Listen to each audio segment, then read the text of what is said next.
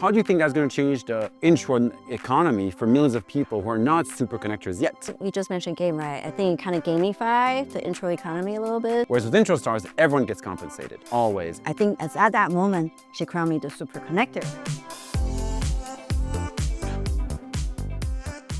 Hey, this is Mike from Introstars, and today we're very excited to bring you a brand new episode of the Super Connectors podcast, live in New York, with a very special VIP guest, Conlyn, the queen of connections in commercial real estate.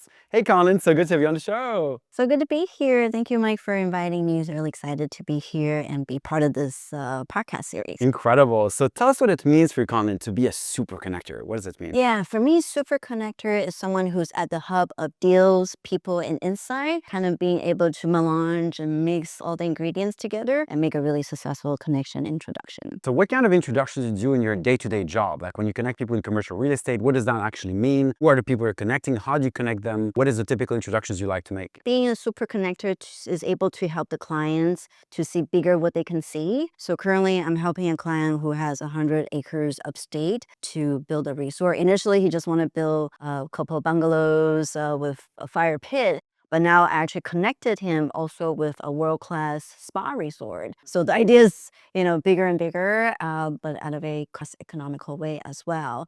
So to me, it's like making these deals, helping clients to kind of think a little bit outside the box, not necessarily what their initial vision is, but make it a little bit grander, a little bit, bigger than what they initially envisioned. And so there's also advisors. It's not just connecting. Yeah. It's advisors, recommendations, connecting. Right.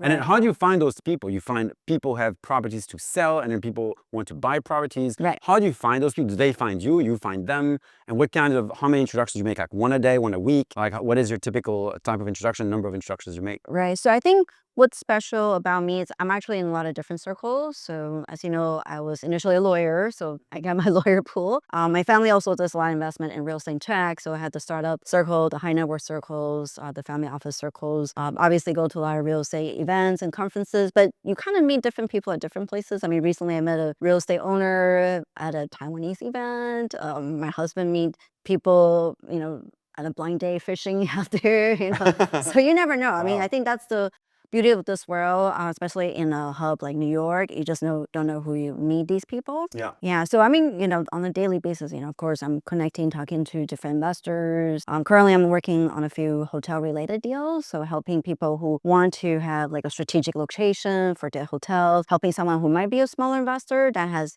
a couple of Airbnb to go bigger, right? Like I said, think bigger for them, to find a real hotel property for them. So obviously, when you start to make all these introductions in commercial real estate, at some point you realize, hey, I'm making so many connections. I'm actually a super connector. I keep connecting people. Was there like a pivotal moment where you had this realization where you thought, oh, wow, I keep making connections all done. That's actually my job, to connect people. Yeah, so I think it kind of came from friends who see that I had the ability to connect, whether it's real estate or otherwise. Like, for example, I have a friend, she's actually writing a book, and I actually connected her with the Forbes, and that she's able to have that Forbes connection to interview with ultra high net worth families. So I think it's at that moment she crowned me the super connector, right? Because she didn't really want to go that far, but I kind of pushed her and say, hey, why didn't you talk to this person? And then it kind of, really crystallized her idea, but help people to embolden their vision a little bit. And I think that's what I really take pride in. It's also enjoying what you're doing, right? I think it's in our human nature to enjoy connecting people. So is that part of what drives you when you make all these connections in your day-to-day job? Yeah, I mean, at the end of the day, I think when I go to sleep, I do want to think, oh, I did a little something that make the world a better place, right? And I think that's always kind of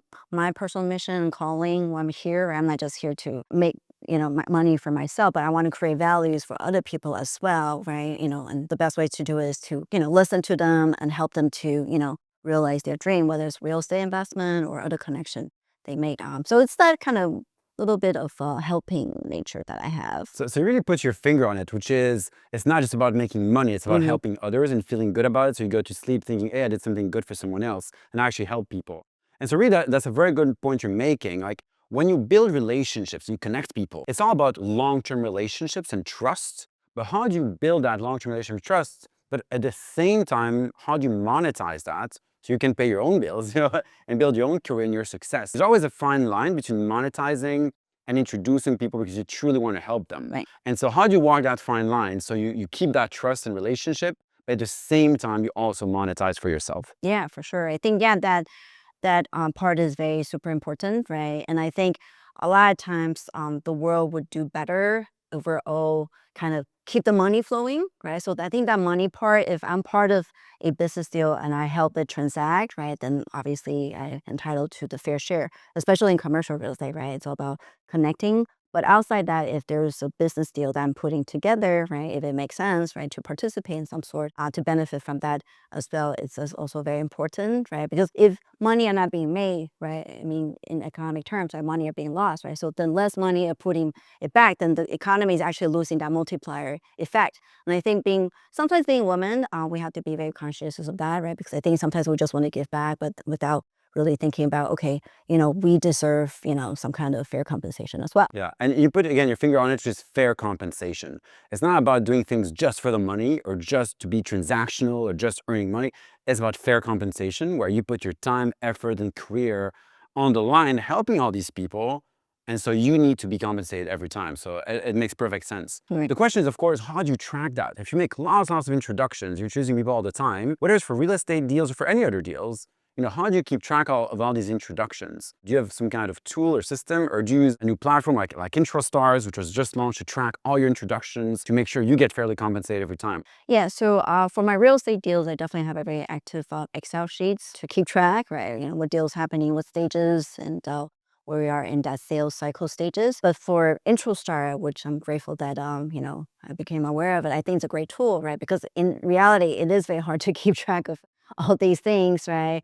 And it's great that you can put everything in one browser, and then you have the opportunities and the people who behind the opportunities. So it's great that you have introduced this platform. Yeah. Yeah, absolutely. It's really important to track and make it transparent so there's no surprises. Like Mhm. if a deal comes out of an introduction 6 months later, Exactly. you're always fairly compensated, which is important, again, because you put your effort into it. So how do you think that's going to change the intro economy for millions of people who are not super connectors yet? People are starting to make introductions, going to networking events, slowly building their whole network. How is that going to change the game for them? Right. I think in a way, we just mentioned game, right? I think it kind of gamify the intro economy a little bit Yeah. for people who are new in the scene, right? Especially if they can see the numbers of introduction they made. They can track, how many points or how many dollar amount they're getting back as referrals. I think it kind of makes the dynamic more fun and the ecosystem more transparent and easier to view on the dashboard. So I think, yeah, it's a great tool for, people who are new in the intro economy or someone who's more seasoned. So I think there's value for all levels of connectors. Absolutely. Gamifying the whole intro economy, I think, is a really exciting concept where people do it because they want to get their status, they want to get points, they want to help others, but there's not a way to measure how much help you brought to others with gamification. Yeah. So I think it is a game changer for the whole intro economy. Absolutely. Yeah. But I wanted to add kind of like a different perspective. Yeah. I don't know if you have heard of BNI, right? Of course, So BNI is 100%. also very big about intros, right? Yeah. But they didn't really, I mean, there is some system of tracking of who makes the intro, but I think it's not always very transparent. Yeah. And, you don't necessarily always get monetized. So I think that's kind of like the traditional model. Yeah. So I think you're able to make intro star something that's kind of like BNI, but where it's more convenient on your timeline, right? Because a lot of BNI, you had to wake up really early at 7 a.m. for a networking breakfast, right? Some people are not early birds like myself, then it's a little harder. It has worked, but I feel like there are aspects of BNI where they can integrate with IntroStar would be. Absolutely. We actually have a community button for BNI on Yeah. IntroStars. So we encourage right. all BNI members to sign up to IntroStars and use Oh, that to track their introductions. Because for me, I love BNI. It's a great what their mission is great. The issue I see there is there's not always fair compensation. Some people in BNI spend all their time introducing people to each other, but never get paid. They actually don't get compensated because they're hoping they might get an introduction in return, but often it doesn't happen. Whereas with IntroStars, everyone gets compensated, always, if the deal comes out of it. So it's a much more fair system. And I want to really expand that to millions of people. It's really kind of bring it to the next generation of people. Yeah, no, that would be awesome. Yeah, because if you have that dashboard, then people can see and really monetize, and that would actually be beneficial for them, right? Because they may be able to attract more members. Because Absolutely. per chapter, their kind of performance is based on how much introduction they had made and monetized collectively. Perfect. So can you tell us what you're working on right now? Any interesting projects you're working on? Where can people follow you? So I'm also on the board for my town in New Jersey. Oh, wow. Shout out to Jersey people. So I'm in Somerville. I'm on the board for our town. So as part of the board mission, my mandate is also bringing more investors. So I'm actively working with other investors to, educate them about our town, Somerville, which is a beautiful town in central Jersey that's very picturesque, and to kind of shape the town of, for the next 10 great years. So, we're excited with that.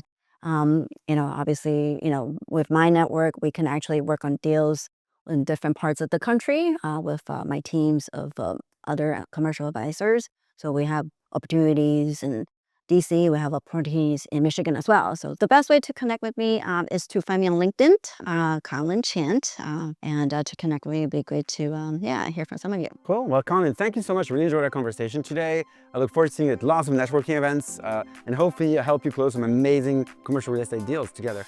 Yes, thank you. Awesome. Thank you so much, Conlyn. Have a great one. Take care.